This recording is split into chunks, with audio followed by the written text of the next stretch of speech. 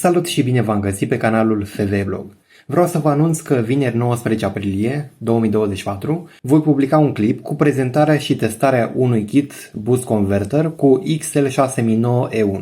Voi face o scurtă prezentare, testarea tensiunii în gol și în sarcină, măsurarea calculului eficienței, măsurarea ripple-ului și îmbunătățirea ripple-ului ca bonus. La acel video am lucrat mai mult timp, de asta am și făcut acest clip ca promo. După cum observați, kitul din partea stângă are inductorul cam semi-defect fizic. Electric este în regulă, l-am testat și nu afectează cu nimic funcționalitatea alimentatorului acestuia. Din cauza acelei deformări, practic a topit izolația respectivă. Așa că țineți aproape, pentru că vineri va fi acel clip nou. O săptămână plăcută vă doresc!